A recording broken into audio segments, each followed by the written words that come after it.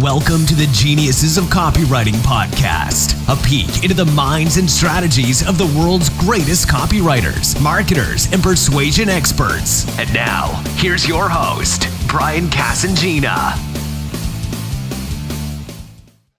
Hey guys, welcome back to the Geniuses of Copywriting podcast. I'm really excited to talk to a guy who I've seen around the place. He's one of those guys who I'm sort of going back and forth with on these Agora calls that we get onto each week. He's a copywriter who is doing amazing things for a company like Agora Financial. So I better let you introduce yourself, Jimmy. So this is Jimmy Parent. So welcome to the show. Thanks for coming on, man. Hey, man, it's a pleasure to be here. Thanks for having me on, my friend. Yeah, anytime, man. The stuff that you're doing with Agora is really, I'm excited to dive into that because we were just talking off camera about some of the stuff that you were doing. So do you want to tell the folks a little bit about yourself, where you came from? Yeah, so my name is Jimmy. I come from Arizona. I like long walks on the beach. No, so I stumbled into copywriting like most of us, probably a couple of years ago now.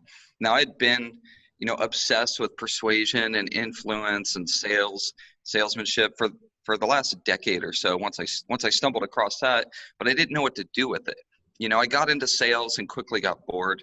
I was a pre-medical student. I was a race car fabricator. I was even an X-ray tech. X-raying little kids with broken bones, just because I didn't know what I wanted to be. When I grew up.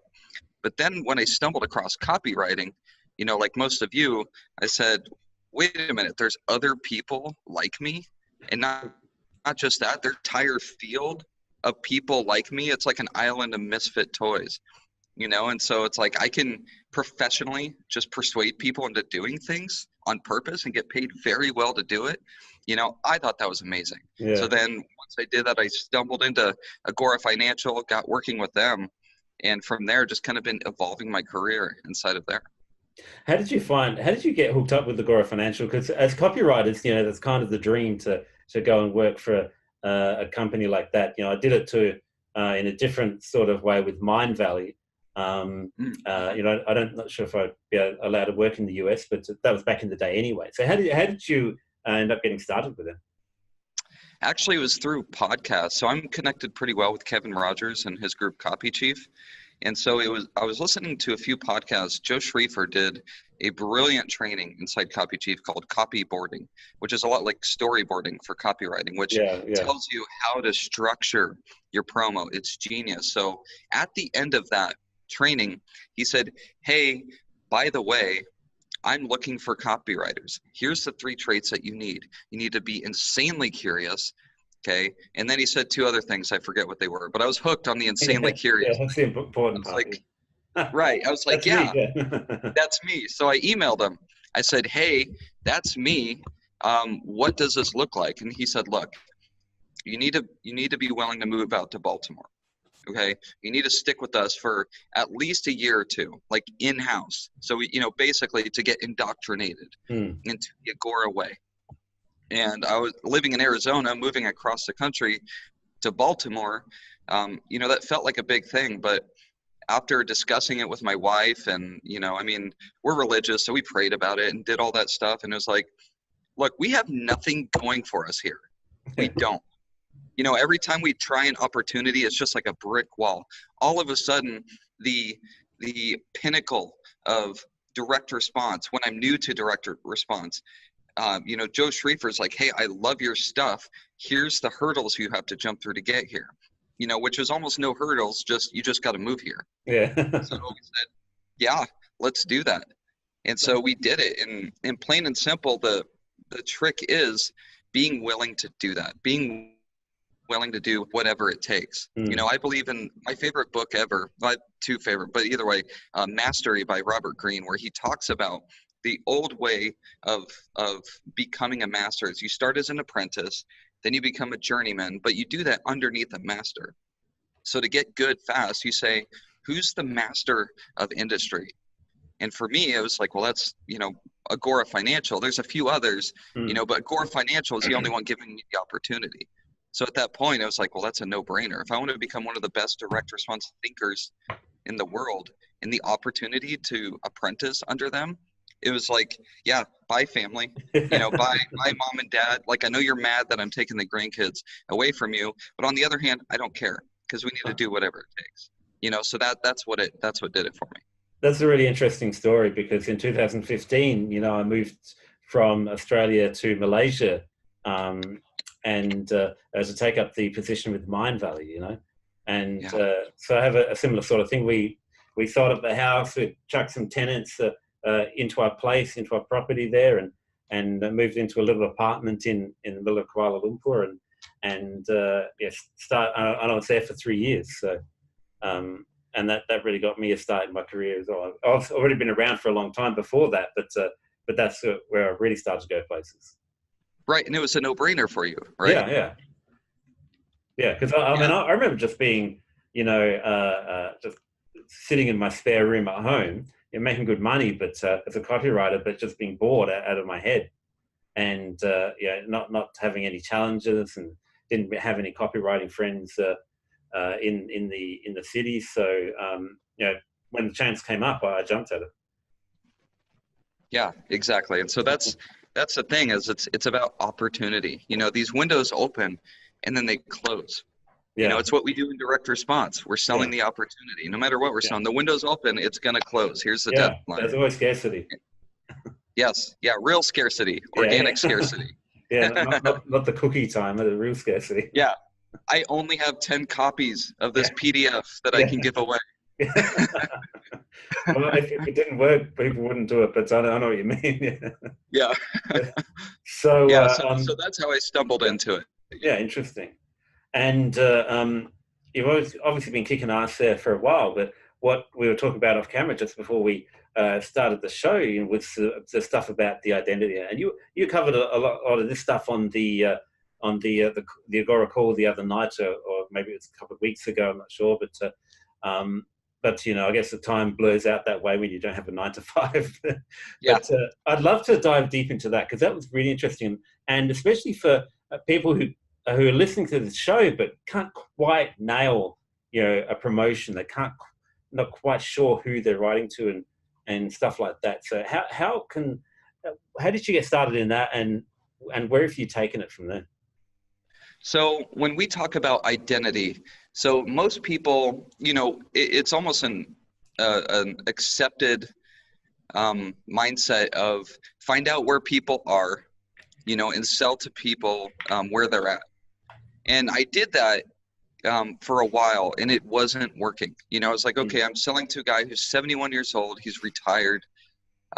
He has $500,000. What's that? Say it again. The Agora avatar. Yes, the Agora Financial avatar. This guy has $500,000 to invest. He's a retired dentist or a retired, construction worker, and it's like, okay, so I'm selling to people, where they are now, and it wasn't working, And then I had the epiphany when I stumbled across a field called epistemology, which epistemology is related to education. It's about cognition and the science of learning and the science of thinking, So it's a lot of cognitive psychology, and the major players in that industry is anyone in the education system, these PhDs trying to figure out, all right, if I'm talking to a 6th grader, how do I get him interested enough to pay attention to what I'm teaching them? Okay, and then from there, that's where I had the further epiphany of, wait a minute, if we're supposedly selling to the croc brain, or, the monkey brain, or whatever you want to call it, it's like, okay, those are purely emotional. And I dove into that, and I said, okay, that's really interesting. That's where I discovered that in like men and women, our brains aren't fully developed until we're about 25. Like women, it's a little earlier. That's why they're more mature, earlier than men. Men, it's about 25. Okay, and so it's like, okay, wait a minute. That's where their frontal lobe connects to the posterior lobes and all the other connections, or whatever the right terms are. Yeah. That's where it's fully connected. So where they can think a little more logically, but we don't make decisions logically, right? And so I said, wait a minute, if I learned how I could convince and persuade kids to do stuff, like kids and preteens, to do stuff, then I could convince adults how to do stuff, because I'm just purely talking to the emotional brain, especially if I'm talking to a 14-year-old teenage boy, Yeah. or a 16-year-old teenage girl who are purely emotional and just like going way off the charts with their ridiculous things that they do. I said, okay, this is really cool. So that's, kind of how I got into epistemology. And from there, I realized, wait a minute, this is a tribal thing, like think the caveman days, it's like I do stuff based on whether or not it affects my ranking in the tribe. It's like, do I want to become the leader of the pack? Well, if you're, I don't want to get into the politics of this, but if you're male, if you're biologically male, yes, you do. You consistently want to become the leader of the pack.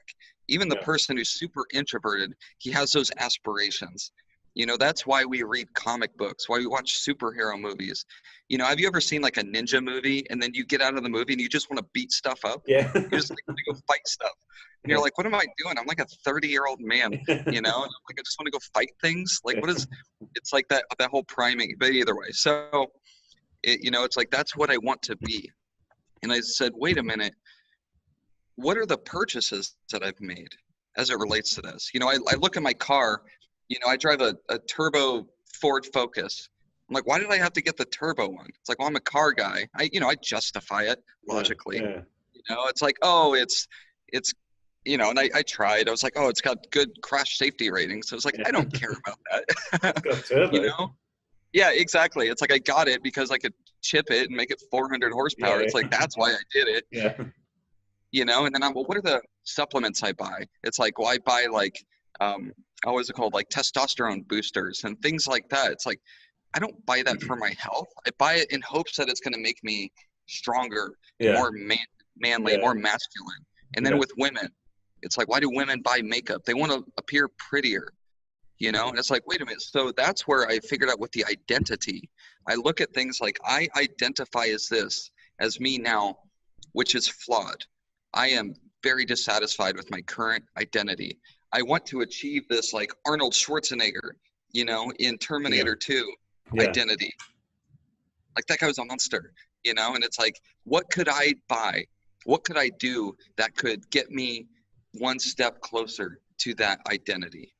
And then that's when I realized with like in everything in business, like in real estate, if you're talking to a guy about buying a house, you don't say this house is just like everything else on the block. And you don't sell him the smallest house in the neighborhood.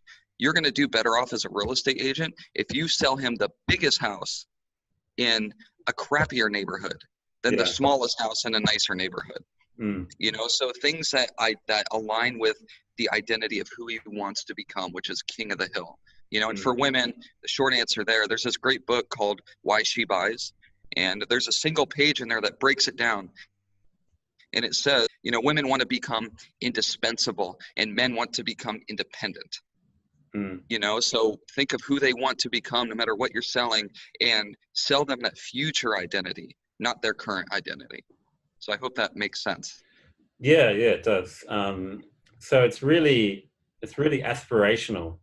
It's like like you said before, you started out selling to people who they are, and this is something that I've been taught as well when I've been coming up in copywriting. Meet people where they're at, but that's not the case. Nobody aspires to be the same as they are. Like you said, you're not happy with the way you are, and I think every human being is like that to some degree. That this is why we try to improve ourselves. You hit the absolute nail on the head with that. It's like we're trying to improve ourselves, and one of the most important lessons that I ever got on this was when I was briefly working with David Deutsch, on a project that ended up fizzling out. But he said, look, people aren't looking for necessarily improvement, they're looking for an instant transformation. So you sell them something that gives them that transformation, even if the transformation so it goes like this. So the transformation won't be like I take a pill and boom, I look like Arnie. I mean, I could, they're called synthetic and anabolic steroids and things like that. And it'll, that could happen.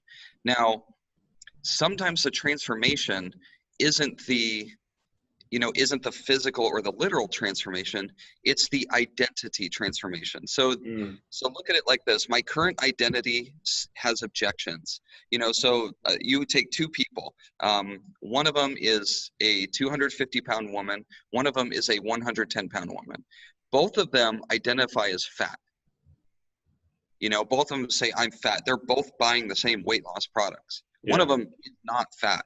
Yeah. One of them very much is. And the thing is they both identify as fat. Now, because they identify as that, they also have identities of we call them objections, which are sales letters, try and overcome. But for example, the large woman says, well, I can't. So that's the key, the phrase, the word I can't do X. I can't lose weight because of this. I can't lose weight because what's the old one? I'm big boned. I can't lose weight because it's in my genetics. I can't lose weight, because I have a knee injury, so I can't run, and so these are all hangups. And so then what you do in a sales letter is you create a new identity that sidesteps all of those, and so then the instant transformation is I no longer identify as a woman who can't. I now identify as this new person who can. Okay, and so someone who's great at this is like Jason Fladlien and even Russell Brunson. Yeah. When they do they call it the 3 epiphanies. Really the epiphany is a feeling. What they're talking about is the 3 insights that says, hey, if you think that you're too old to lose weight, I'm actually going to show you why the older you get, the easier it is to lose weight. Yeah. So you see how I instantly sidestepped. Yeah, turn it, new identity. And if you think that you need to go to the gym and exercise to lose weight, I'm going to show you why quitting the gym is actually going to help you lose more weight. And so now with their injuries and stuff, they're like, oh, I don't have to do that anymore.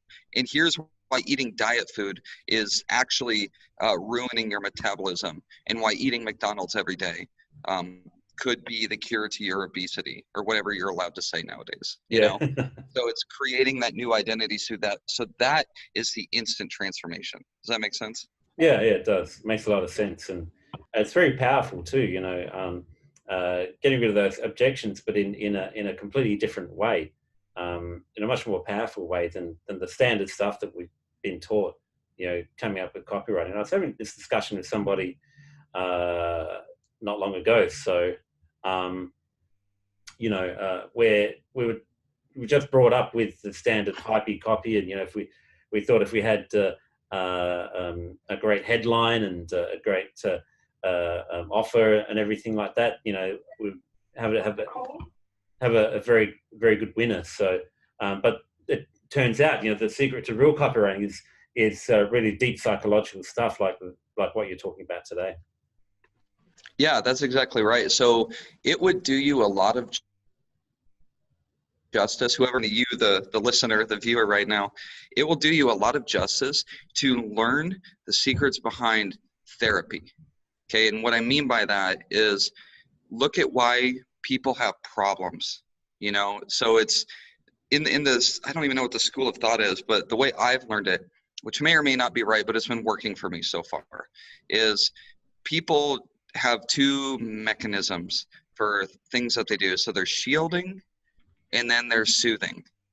So let's say that you grew up super poor and you were put into a situation like, let's say you were the poor kid in a school that was full of wealthy kids, which can happen from school boundaries. Like there's this little sliver of this poor zone, and you went to school with like the kids that grew up in $1 million, and that was my case. And so I was a super poor kid, and I was always like mocked, made fun of. I was a kid that had like the same pair of shoes 2 years in a row. They were falling apart, had to be glued together. And so now there's 2 ways I cope with that. So one is shielding, where it's like, what can I do to shield myself to make sure I'm never put in that awkward social situation ever again? And so that's making a lot of money. Like look at all the people that are obsessively making money, but they hoard money. Yeah. You can look at them and say, oh, there's probably something that happened earlier on where now they're making money just build up these sandbags of cash to make sure that these attacks about their poverty never happen again. But then also there's soothing of, let's say an attack gets through and it hits you because you have all these gaps in your armor and it hurts. So we can't really deal with it. It's like when we get constructive criticism, no matter how old you are, it always stings. It always hurts. So we find ways to soothe it. And the soothing mechanisms are exactly what they think you are: drinking, smoking, sex, so you look at all the major addictions people have, and it's like, it's related to, I don't like this pain. So rather than deal with it, I'm going to go soothe it and numb the pain, so that's where they say the three major industries that will never go out of business. I think I learned this from James Altucher. Actually, he says the three industries: paid, get laid, lose weight. When you relate that to the tribal thing, it's like, oh, I see the connections here. It's like, how can I advance? And then how could I prevent myself from declining? And so, with the soothing and shielding, that's how both of those fit in. Yeah, it's fascinating, these insights into how we think about stuff and how we deal with, shit that happened throughout our lives, and how that comes out in the emotional buying decisions that we make. So yeah, that's incredibly valuable for anyone that is listening as a copywriter, for sure. And how does that relate to what you're doing? Because I know you can't spill too much of the beans about what goes on behind Agora Financial's doors, but one of the categories you mentioned is get paid, so which is sort of where you're working on with the Agora stuff. So how does this all fit into somebody who's, say, looking to invest and a typical Agora Financial customer? Right. So we are selling to the get rich quick market. Okay. Now there's variations of that market. It depends on what the marketplace is doing. Like right now we're in a sort of bull market. It's April 12th, 2019. It's chopping around, but in general, the sentiment, how the general public is feeling is like things are doing good. Anything, and so for them, I'm going to sell them opportunities that could capitalize on that. So I wouldn't sell them an opportunity on, here's how to get stable, consistent income. Yeah. They're like, oh yeah, okay, that sounds good. I can worry about that later. But how do I capitalize on this big movement that everyone's talking about? It's sort of like selling income to these people that were making huge gains during the crypto boom. Yeah. They're like, I'm not even gonna see it. Sell me something that can make me 20,000% a day in Bitcoin with a new method that no one's talked about before. Sell me that. Yeah. Now if the market's crashing, where they're losing their shirt, and they might lose their home, now I'm going to sell them income. Look, here's how to make stability. Yes. So that's the cure that they're looking for, because then they're like, I'm losing money, but I also don't have any income. I just lost my job. I wasn't ready to retire. And they're like, great. Even if you just lost your job and you're not ready to retire, here's how to make a steady $4,000 to $6,000 a month. So that's what I would sell them. But either way, it's all around getting money quickly. Those quick transformations. I identify as someone who can't make money, who can't capitalize on this. Now you're going to give me a new mechanism that transforms me into the new identity of someone who can make money and capitalize on this. If you want that, just click here to purchase. Yeah, that's pretty interesting. And is it always like either one or the other? Like in the current market, is it all just fast growth stuff, no stability, or is there always a market for each side of the coin? There's actually four of them. That specific angle is, there's a guy named Jake Hoffberg. He talks about this. He's really the master of that. Let's see if I can remember this. It's the market's booming, the market's crashing, but then there's also like the market is choppy, and there's a certain type of product you sell them when the market is Yeah. insecure or unstable. And there's a fourth one that I'm drawing a blank on right now. Yeah. So the angles that you're selling them are different. Yeah. At that stage where Eugene Schwartz's level of sophistication comes into the market. Okay, so it's there, there's levels of awareness and all that stuff. But really we're looking at the same awareness, someone who's around level 3, level 4, but we're talking to someone who's floating between a stage 2 and a stage 4 awareness.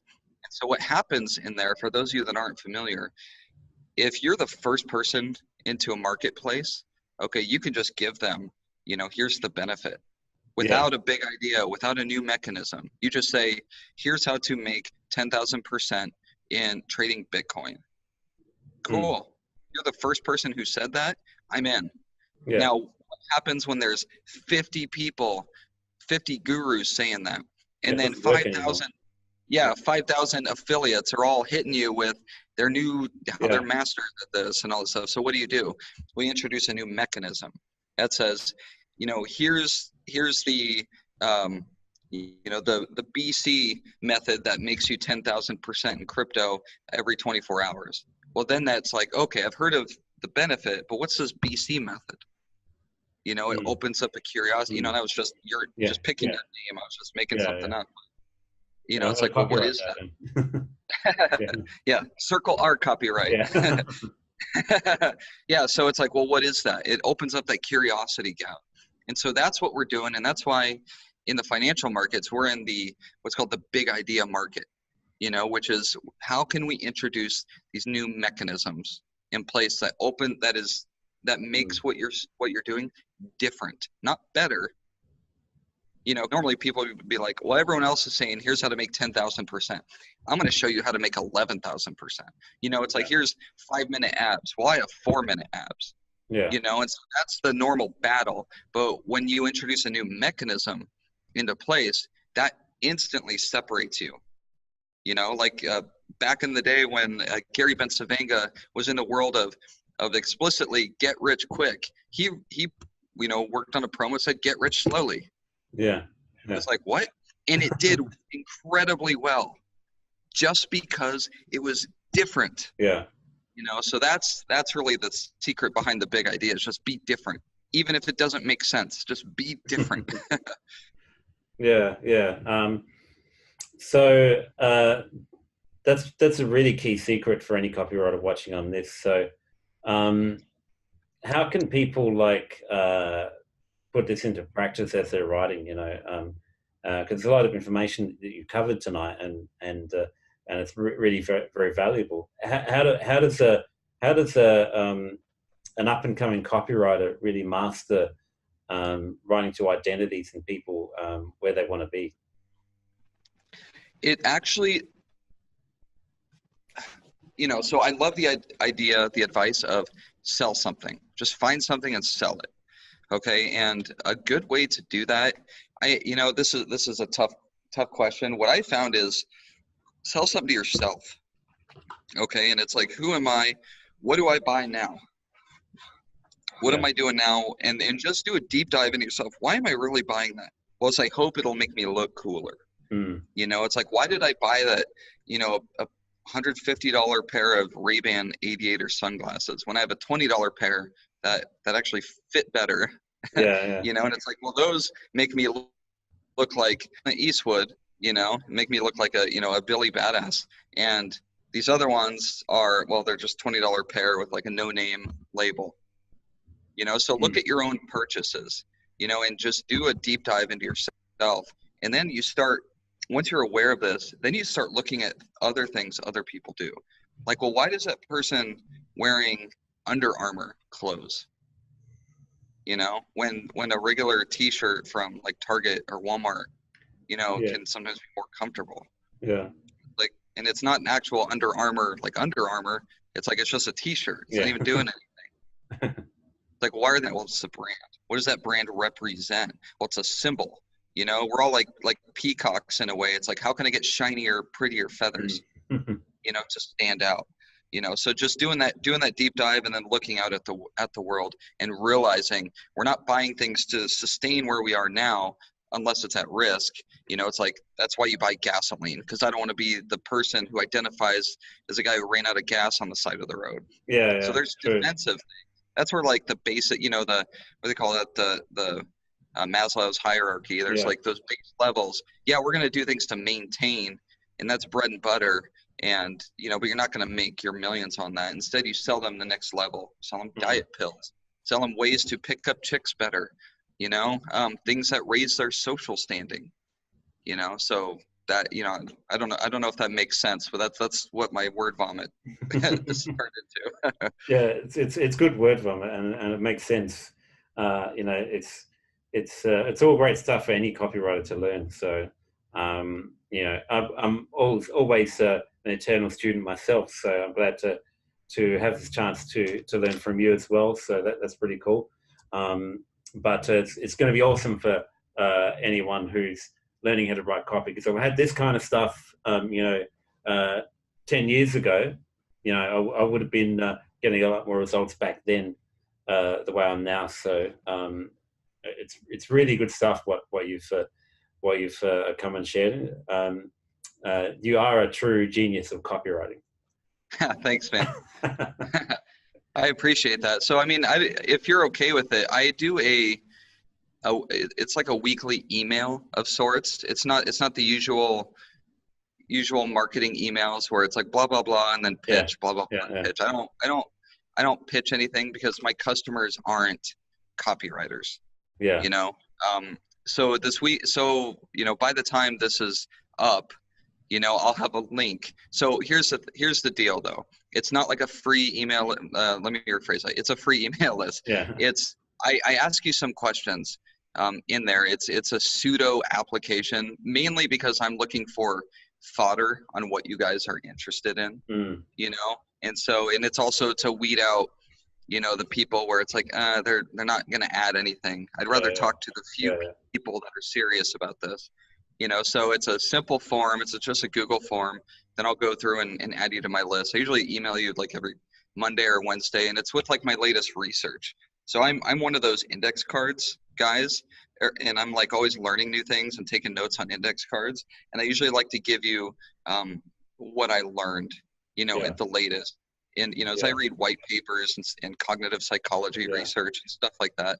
So anything that could help you. So, if you're good with it, I'll post a link to that too. Well, because I'm definitely going to sign up for it myself. So definitely let me know when that link is live, and I'll put a link below this episode on the website as well. For anyone listening here on iTunes, where there's no links, do you have a website where you'll be putting this up? Yes, this will be up. Yeah, this will be up just on my name, jimmyparent.com. Yeah. So jimmyparent.com. Yeah. That's a really exciting one for me, because I'm really interested to keep reading about this stuff that you've got to say, especially when you've got no other intentions with it. You're just sharing the content. So, and based on what we've talked about today, I'm interested to read it myself. So jimmyparent.com, spelled how it sounds, and I'll put a link on the website as well. So I highly encourage anybody who's actually interested in taking their copy to this kind of level, definitely sign up for that newsletter. Yeah, and I just want to circle back on why I say that, because, my day job is I write for Agora Financial. Yeah. And I'm doing, I'm kind of in a black ops room with what they're doing. I'm in a skunk works situation with them. So I'm not necessarily the guy writing the promos anymore. Okay. But when I say that my customers aren't copywriters, that's because, my other thing, my bread and butter, is I work with venture capitalists and angel investors on their portfolios of companies. And I work with them in those companies to help them on their marketing and their big ideas. And so copywriters all need what I have, and so rather than put together another program or something, I believe in the power of abundance. I'm very much a go-giver in that sense, because I'd rather build relationships, with you guys, and just give away the farm. Because if I talk to 10,000 of you and I get connected with one angel investor, that's going to make me, Yeah, all sure. the more money than Yeah. selling to 10,000 people. So, Yeah. that's my MO. That's why I do it. Yeah. So jimmyparent.com, go to the site. We'll have that up by the time this episode goes live. And I'll have it published by the time this goes live. yeah. Awesome. So, I highly encourage you to do that. It's a very good investment of a little bit of time. So, I appreciate you coming on, Jimmy, and sharing the stuff that you've been sharing. It's really awesome stuff. It's very important to not just to write the standard level copy that a million copywriters write, but to go levels above that, which is the stuff we come to expect from Agora Financial. So, thanks for sharing that with us. And everyone can go to jimmyparent.com and sign up for your newsletter. So thanks again, and we'll have to do this again sometime. Absolutely. I have some more secrets to reveal, so I'd love to do that for you. Looking forward to part 2, man. Thank you. Thank you. Thank you for listening to Geniuses of Copywriting with Brian Casangina. To get the full transcript and all the resources mentioned on today's show, go to www.geniusesofcopywriting.com now.